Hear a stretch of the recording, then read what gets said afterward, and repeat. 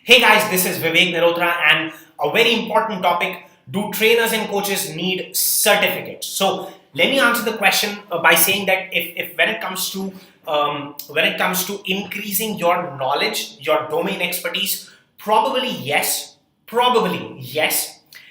But when it comes to attracting clients, making money from people, and solving other people's problems, and basically doing, establishing a business, the answer is no. And I have two reasons. I'm going to clear all the confusion in the next few minutes just by 2 points. Now, last year when I left my job in the month of August, when I had no idea how to go ahead and take my next step in the training and coaching industry, obviously I was observing a lot of people when I was going to events that, oh, this guy is a certified coach, that trainer is a certified kind of a guy. People used to write on their business cards that, okay, I'm a this certified coach, or let's say I'm an ICF certified coach, things like that, right?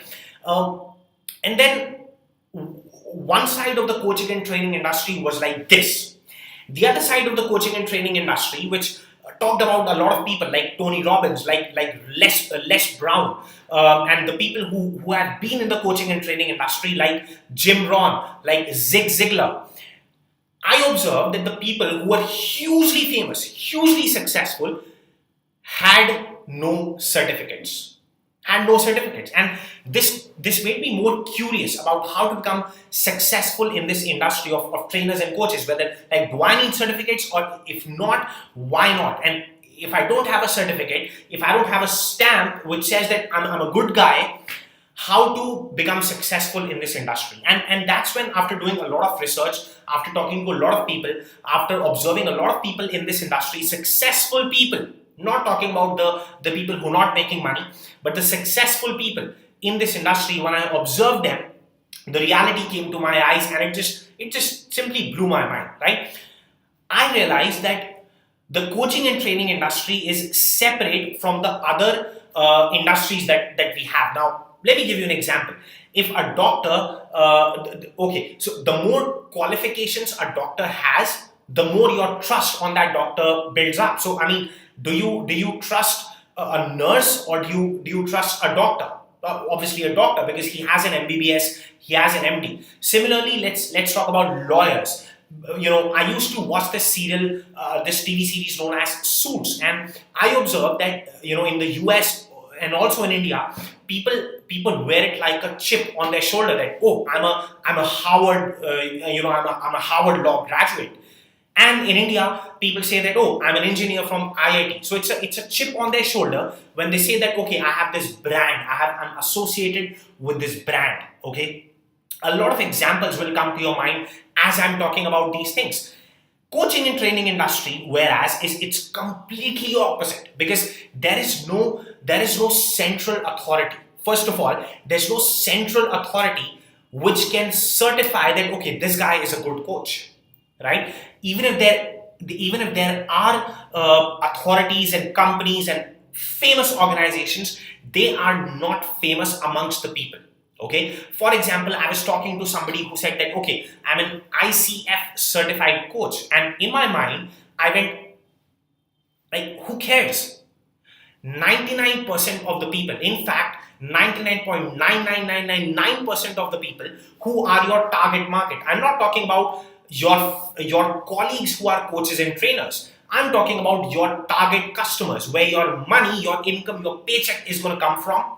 They don't know what ICF is, and they don't care what ICF is. In fact, people care absolutely nothing about how much content or how much gyan that you have, how much clearly you can speak, and what sort of information and knowledge and how many PhDs do you have.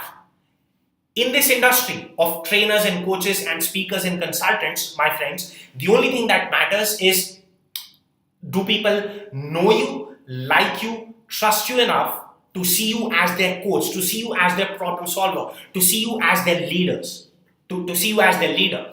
If somebody can, trust you enough to pay you their money, that's when you know that, okay, I'm really a problem solver for people. That's when you know that you have established yourself in the mind of that person who is paying you money. Because why would somebody pay you money if they don't trust you enough as a problem solver, as their mentor, as their guru, as their coach? So that's the only thing, right? So in conclusion, if you need to gain more knowledge, the certificates are for yourself, so that you can look into yourself in the mirror and say that, look, I'm a good guy because I know I've done this certification, I've cleared the test, and I have all this knowledge. But then your market, when it comes to marketing, when it comes to branding, when it comes to selling, doesn't matter. People don't care. People cannot even think about the certifications.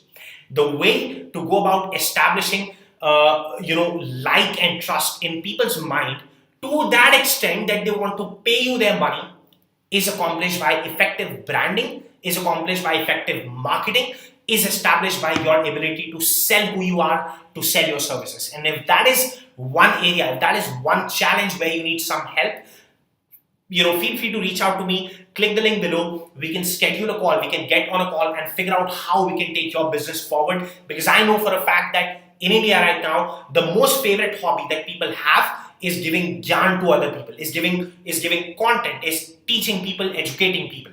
But the challenge for most trainers and coaches is, okay, how do I sell, close clients, attract the right kind of people, and make money?